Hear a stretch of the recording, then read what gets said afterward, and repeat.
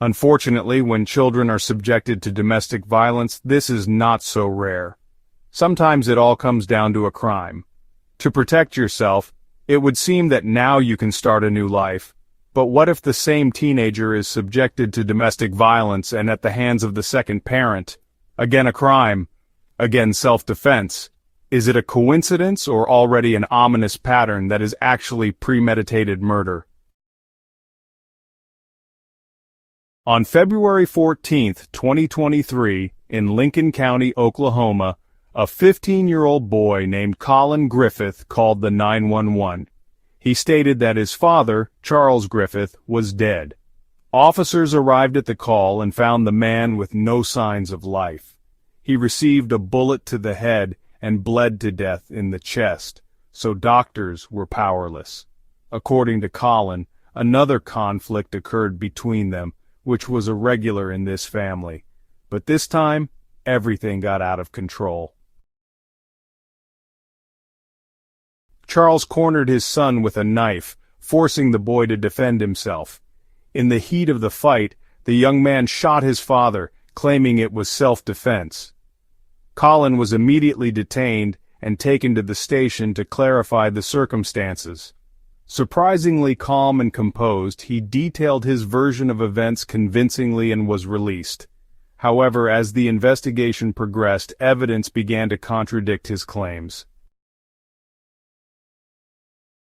Griffith was called back for questioning due to discrepancies in his story. When detectives pressed him, he refused to cooperate and demanded a lawyer. He was arrested, with bail set at $50,000, which his mother Catherine immediately paid, securing his release.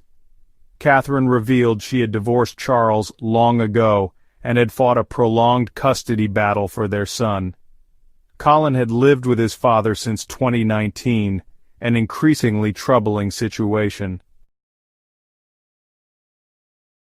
Charles had cut off communication between mother and son, only allowing occasional phone calls. In one of these, Colin confided that his father had forbidden him from attending school, isolated him, and severely restricted his food. Detectives examined documents related to the divorce proceedings and found that Catherine had repeatedly reported Charles for abuse, but authorities had taken no action. Charles had a history of blackmailing and threatening Catherine. After their divorce, she lost custody, though the couple had 2 children. The elder son, born in 2000, was already an adult and did not participate in the custody battle. In 2022, Catherine attempted to gain sole custody as Charles continued preventing contact between her and Colin. A teacher who homeschooled Colin confirmed suspicions about his home life. When questioned, Charles claimed he had severed contact because Catherine was suicidal and struggled with substance abuse. He insisted this was necessary to protect Colin. Charles even provided evidence that Catherine had attempted to disguise herself on Discord to communicate with her son.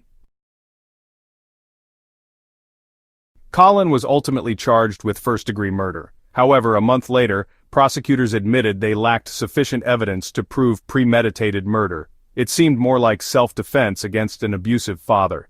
In March 2023, Colin was acquitted and placed under house arrest wearing a monitoring device. Catherine shared moments of their reunion on social media, posting a series of photos that ended with an image of Charles's grave. She expressed regret for ever staying in touch with him. As time passed, Colin began reintegrating into society.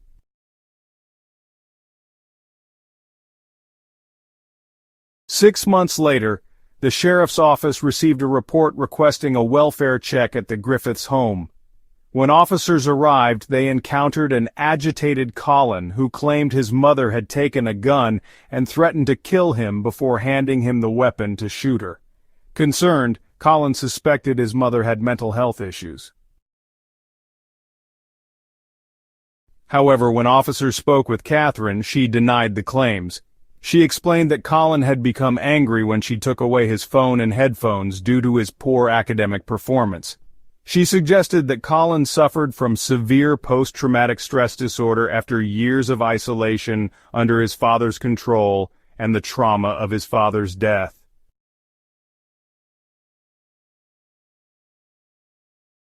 Florida's Baker Act, which allows authorities to detain individuals suspected of serious mental disorders for medical evaluation, was enacted in Colin's case.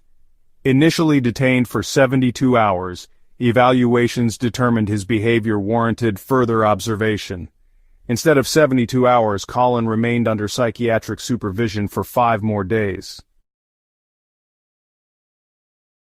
During his stay, staff reported that Colin made threats of violence, stating that if released, he would either take his own life or kill his mother.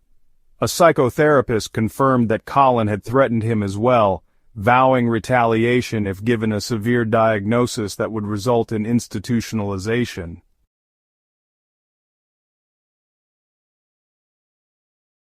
Due to the severity of his condition, Colin was placed in a psychiatric facility for several months. However, the day of his release loomed. In November 2023, 15-year-old Colin returned home. 2 days later, Colin's maternal grandmother, Susan, called 911, reporting that during lunch, he had attacked his mother.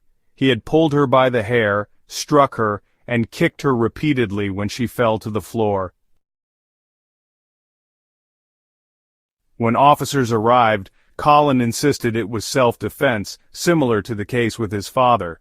His grandmother disagreed, saying she had witnessed her grandson's aggression firsthand. The attack had been triggered by Catherine banning Colin from playing video games due to his declining grades. Colin was arrested for domestic violence but was soon released. At the police station, he again threatened to take his own life or harm his mother, seemingly unwilling to return home. Colin described his life with Catherine as a constant battle, either trying to escape or defend himself.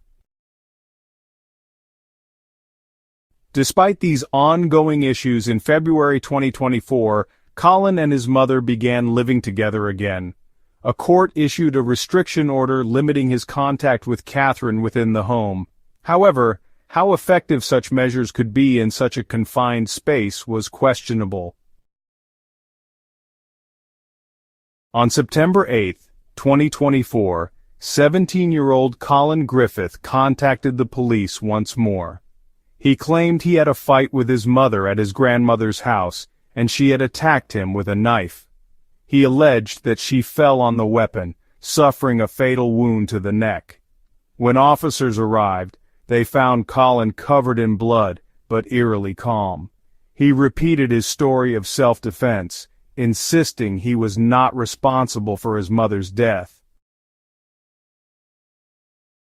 Neighbors later came forward with disturbing accounts of Colin's behavior. He had quarreled with his mother all day, and witnesses saw him drag her into the house by her hair while she screamed for help. A forensic examination revealed inconsistencies in Colin's story. The deep, fatal neck wound was too severe to have been caused by an accidental fall. Experts concluded that the force required to inflict such an injury made self-inflicted harm highly unlikely. Oklahoma detectives began reconsidering Colin's first alleged self-defense killing, his father's death.